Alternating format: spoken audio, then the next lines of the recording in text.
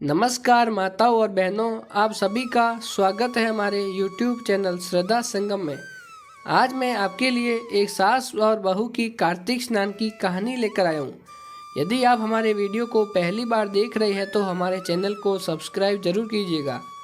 एक समय की बात है, किसी गांव में एक बूढ़ी अम्मा अपने बेटे और बहू के साथ रहती थी।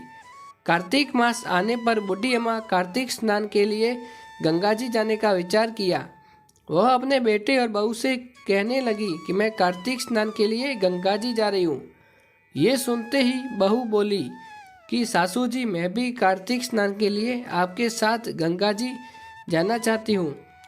यह सुनते ही सास ने सीधा ही मना कर दिया और कहा कि बहू, मेरी तो उम्र हो गई है, तुम तो अभी बहुत छोटी हो, बाद में कभी चली जाना गंगा स्नान के लिए। यदि तुम मेरे साथ गंगा स्नान के लिए चलोगी तो मेरे बेटे के लिए खाना कौन बनाएगा। बहू बोली, ठीक है सासू माँ, आप गंगा स्नान करोगी तो मैं समझूंगी कि मैंने भी कर लिया। अब सास कार्तिक के महीने में गंगा स्नान के लिए हरिद्वार चली जाती है। सास के जाने के बाद बहू बहुत ही दुखी हुई और मन ही मन खुद को कोसने लगी कि पता नहीं मैंने ऐसे कौन से बुरे कर्म करे हैं जिसकी वजह से मैं कार्तिक स्नान के लिए गंगा जी नहीं जा पा रही हूँ। ऐसा वैसा सोचकर बहुत ही दुखी हुई और उधर सास मन ही मन बहुत खुश होने लगी कि वह गंगा स्नान करने आई है और उसने बहू को आने ही नहीं दिया।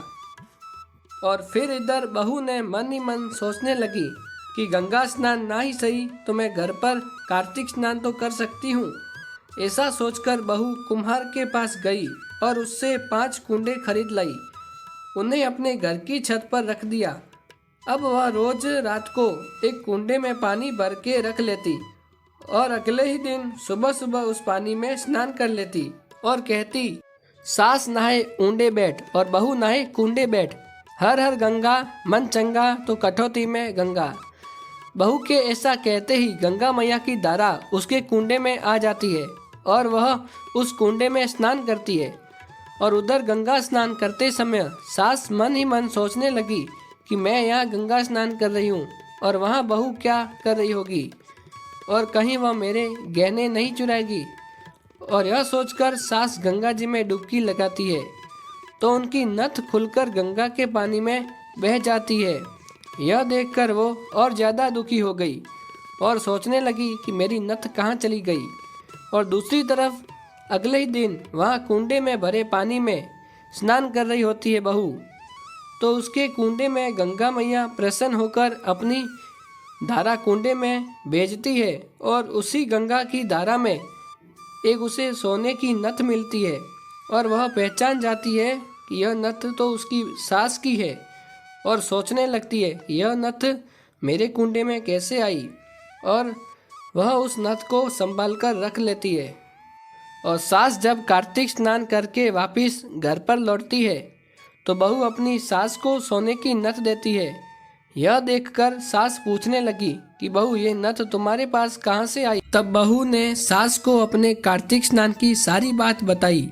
जब बहू सास को स्नान करे हुए कुंडे दिखाने छत पर गई तो वहाँ जाकर उन्होंने देखा कि सभी मिट्टी के कुंडे सोने के कुंडों में बदल गए हैं। यह देखकर वह दोनों चौंक गई और बहू सास से कहने लगी कि सासू माँ, मैं तो ये कुंडे मिट्टी के लेकर आई थी, ये सोने के कैसे हो गए। तब सास ने बहू से कहा कि तुम पर कार्तिक महाराज की कृपा बसी है। मैं तो हरिद्वार जाके गंगा स्नान करके आई हूँ, लेकिन मैंने सच्चे मन से स्नान नहीं की होगी, इसीलिए मेरी नथ भी वहाँ खो गई।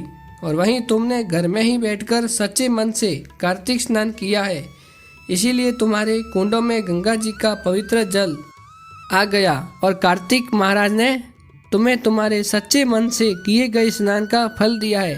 हे कार्तिक महाराज, आप सभी पर अपनी कृपा बनाए रखना। यदि यह वीडियो आपको पसंद आए तो वीडियो को लाइक करना एंड शेयर करना।